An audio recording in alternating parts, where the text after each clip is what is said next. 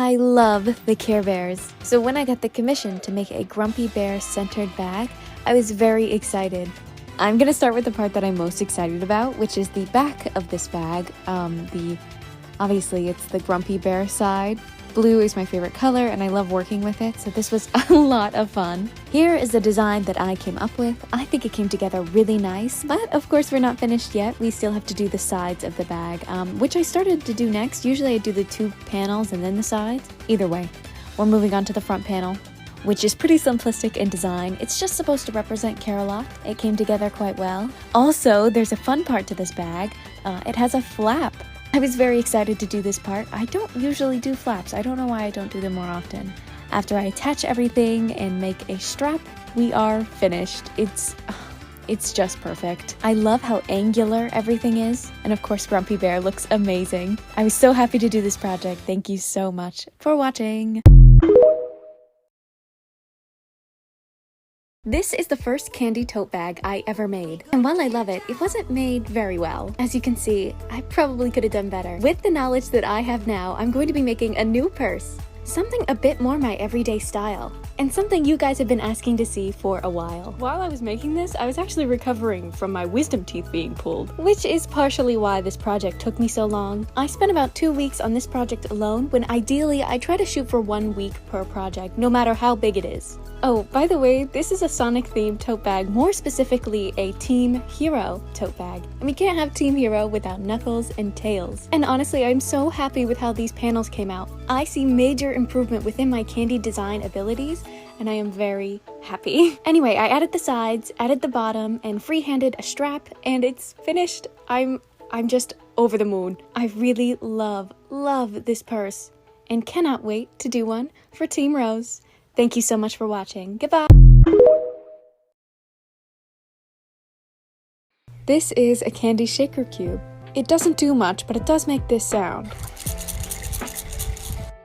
I want to put this shit on my wrist. I take 8 beads and put them onto my string and tie that into a circle.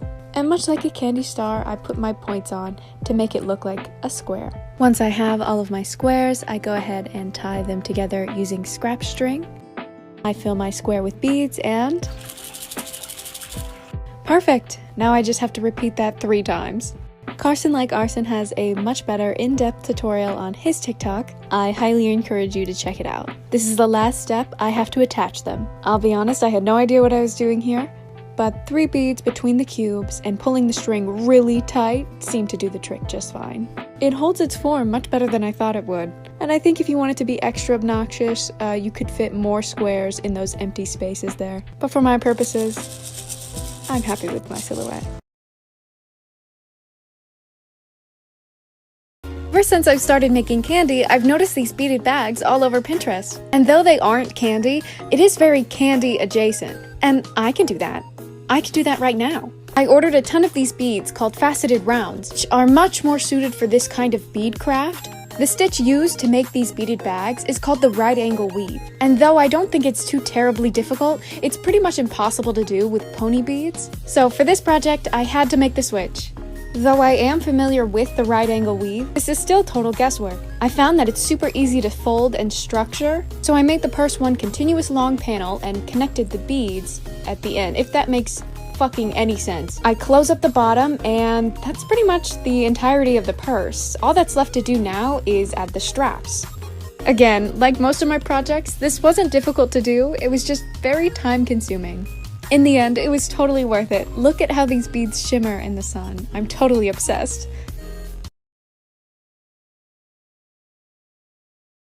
Hello, this is my official 2021 candy mask collection video. Please stay tuned. I have a total of 19 masks in this old Demonius box, which is strange to me because I feel like I would have more by now. I should have more by now. I won't go over them all, but this mask is currently my favorite, obviously.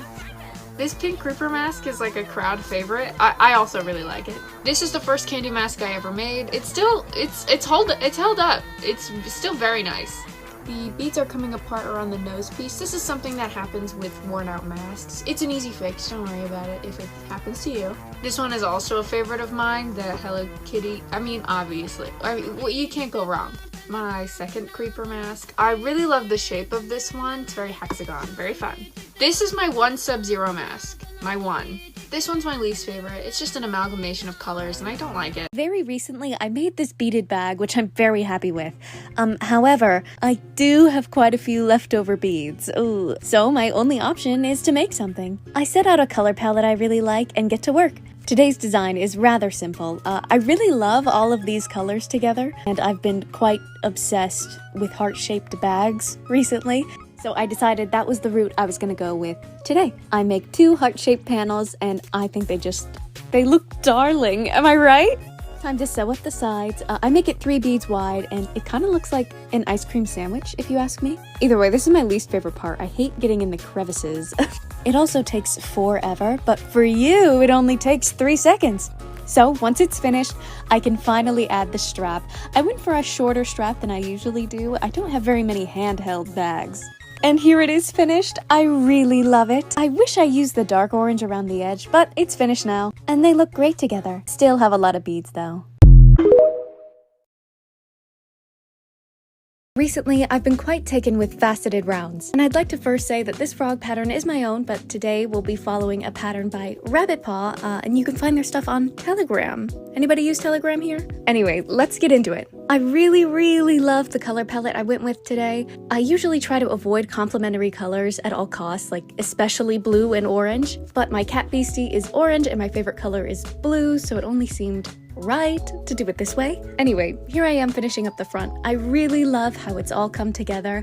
And for my purposes, I had to freehand a back panel. Traditionally, you would just make 2 of the same panels, but I thought it would be cuter if I did the back of the wings. Anyway, I combined them to make my purse bit? Yeah, it's quite roomy in there, not as big as I wanted, but big enough. Now all that's left to do is add the straps and a tag. I'm starting to do that again, and it's finished. I hope you guys like it as much as I do, because I really like it. Okay, goodbye!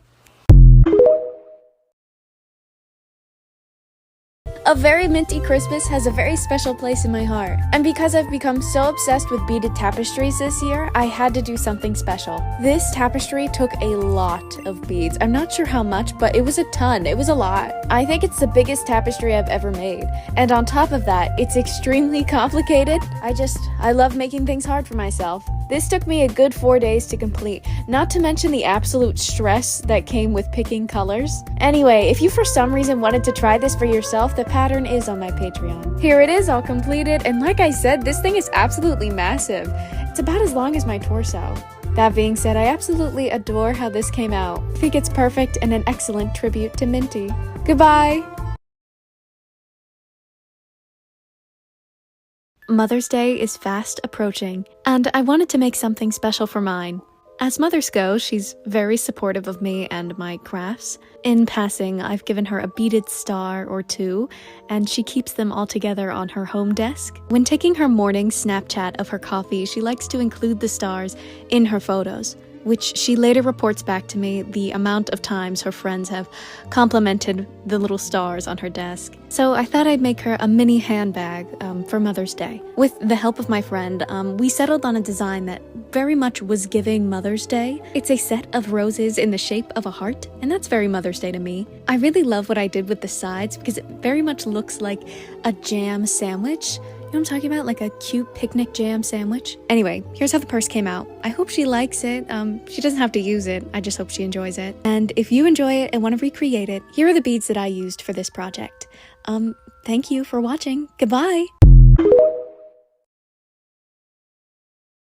I know it's a little soon to be planning for Halloween, but I really couldn't resist. Today we'll be working with mostly orange, which is totally out of character for me, but it must be done. 'Tis the season, or whatever. Today we'll be making a Halloween decoration, a beaded tapestry to be specific. The design will reveal itself at the end, so let me just get into my process. This is a PO panel.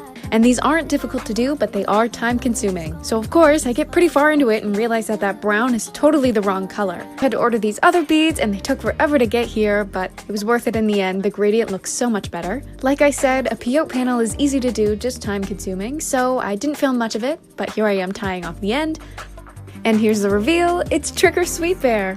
I love the Care Bears, and it's totally refreshing to see non-binary representation in media, no matter how small. Anyway, what I'm doing here is using embroidery thread as my little hangy doodad for strength. If you want to recreate this, the pattern is on my Patreon. Today, I wanted to make something known as the Candy Star Ball. To make this project, I actually followed a tutorial by Turbo Beads on YouTube. He's a super cool candy creator and has a ton of tutorials. You guys should totally check him out if you're new to candy. His videos are super well put together and the tutorials are easy to follow, so seriously, go check him out. Anyway, I put together 12 candy stars, which is pretty simple. After I finish that, I can go ahead and put together the ball. Basically, I just tie 3 points together at a time, like so.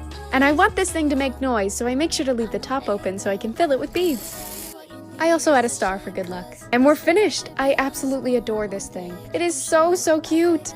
It's of course not perfect. This is the first time I've made something like this, and beads do fall out on occasion, but I absolutely love it. It also pairs quite well with my shaker cube, don't you think? This is a candy square. Apparently, you can make a ton of 3D shapes using the peyote stitch. I personally love all things square and the texture that comes with pony beads. My friend Carson actually showed me the tutorial for these, and we got to talking and we figured it'd be really cool if we could make these squares into a candy belt. I love over-the-top, colorful pieces to go with my outfits, though I'm sure if you're watching this video you already knew that. Anyway, I connect the squares. Unfortunately, I have to do it this way. It is permanent, so I cannot separate the squares once they've been made, but it's really not that big of a deal. I add intrigue to my design by making some of the squares transparent. I thought that would be kind of fun. And I'm just attaching some lobster clips at the end. Once I have 12 squares all linked together, I'm happy with the length that I have. Originally, I was gonna wear the belt this way, and though it does look very cool, it's not exactly comfortable. So if I were to wear this out, I'd probably wear it more like this. Or even like this, like a traditional belt chain. Anyway, it's been a while since I've made something so fun. Thank you for watching!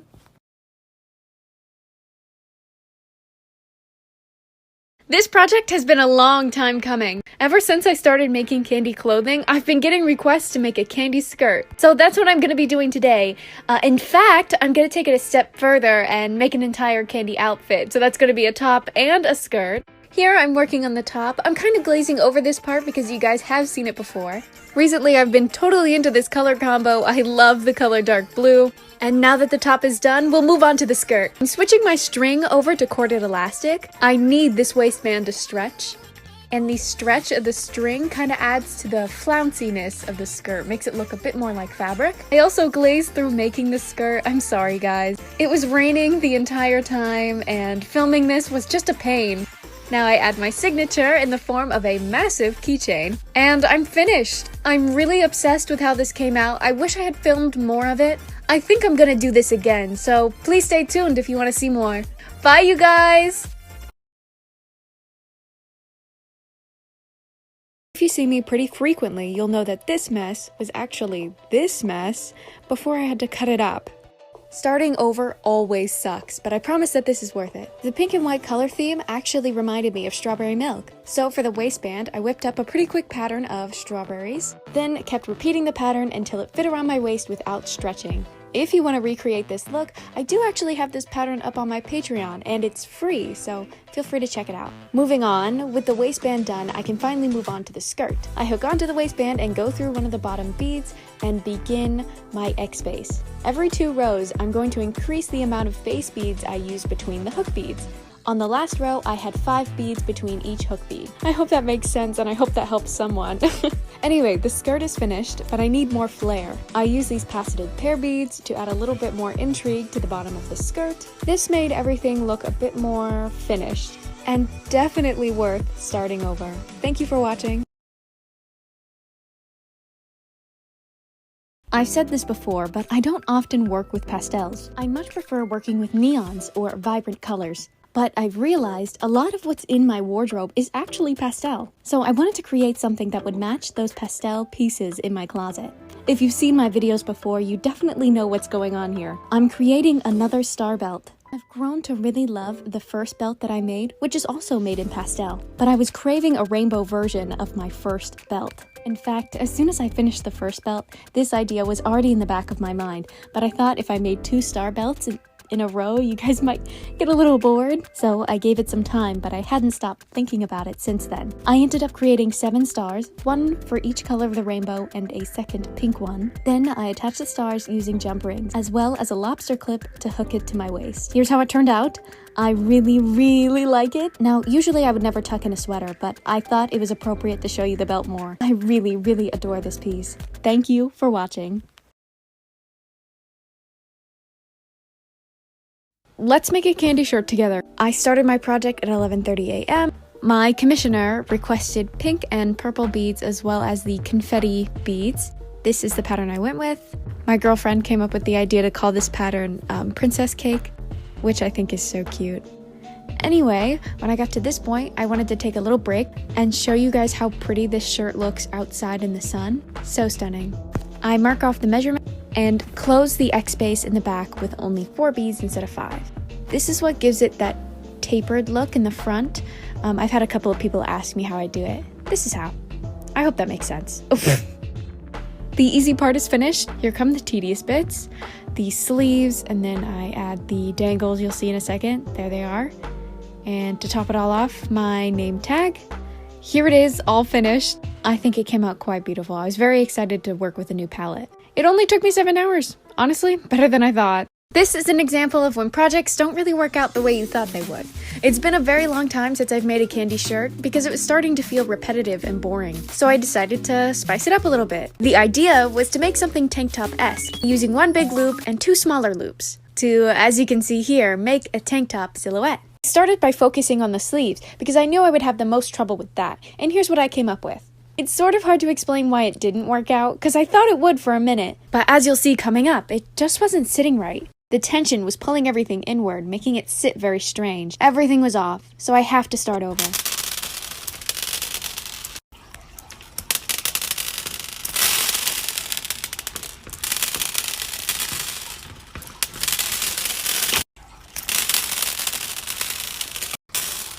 Usually, I'd never post an incomplete project, but I promise you guys will like the next one. It's much more thought out. I love faceted round beads, especially the transparent ones. Just look at how sparkly these beads are without even trying. I've been meaning to make something for a while now, and I'm just now getting time to do it. Using the right angle weave, I'll be assembling these beads into a heart-shaped pattern. Nothing crazy, I just wanted to go small this time around because it's a partial experiment. Here's how the first heart panel came out. I don't really love the shape of this heart, but it is a heart and it is my first time, so I'm giving myself a pass. I make a second one, a perfect match to the first, and I line them up to be assembled. Look at how cute they are. Oh my god, I'm freaking out. If you notice, this time around I use slightly bigger faceted rounds than what I'm used to. Next time I want to try even bigger faceted rounds. I really want to push the limits of how chunky I can make these bags. Anyway, once everything's assembled, the only thing left is to add a strap. And it's done. I love it, even if it's not perfect. I know better for next time. Thank you so much for watching. Bye!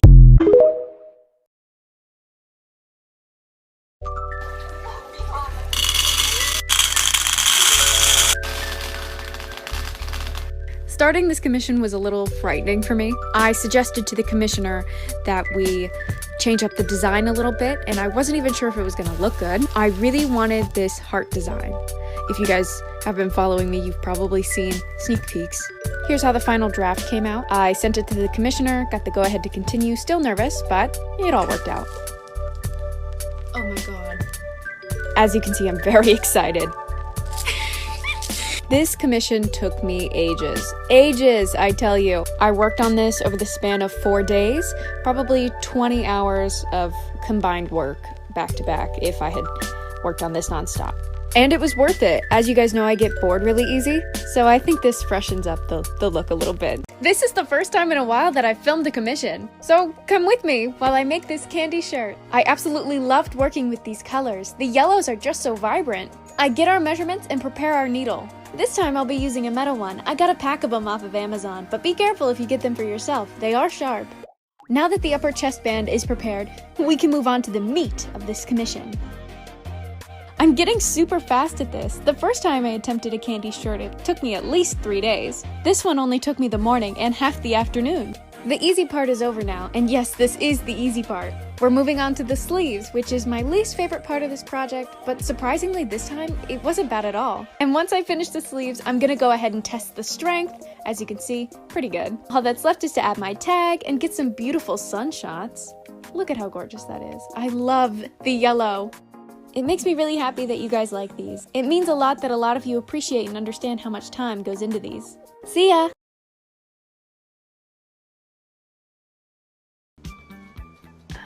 Functionally, no. I would never make a candy corset. Functionally, I can't imagine it being very useful. So I'm an idiot. Let's make a candy corset. I went for a blueberry cow look because I thought it suited me. Now, this concept is not mine. I think it was made by Garnet But Pink. Anyway, I posted on my Patreon for free if you guys want to check it out. Inspired, I immediately ordered my beads. This is like the most expensive project I've done so far. Anyway, I measure out how long I need it to be and bam, I made it. There, nice, great. Just big enough to fit around my waist. I used some scrap ribbon to lace up the front. It looks messy, but I promise I did it right. We're nearly finished. Time to add some detailing and, of course, my name tag. So you know it's an original. And I'm finished. What else is there to say? I mean, I did it, and it looks fucking good. Okay, bye!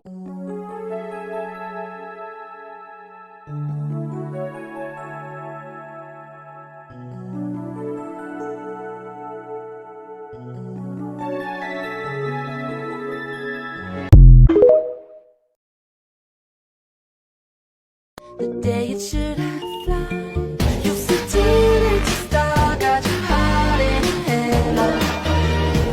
I don't believe any of it. You're so teenage star with your heart in a halo. You know you're better than this. I love to create, and I love creating for other people just as much. So when my sister sent me this photo and asked if I could recreate it for her, I felt totally inspired. I ended up having to use clear monocord, which I hate, but it's what I had on hand and it got the job done. It also allowed the beads to move really freely while still holding tight. I took my sister's measurements, the diameter of the chest, and where I need the triangles to go.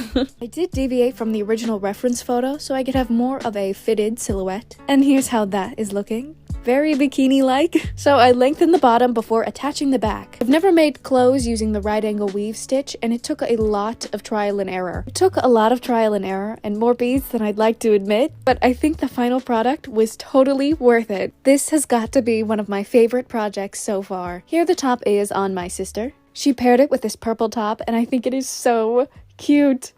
Like I said, totally worth it.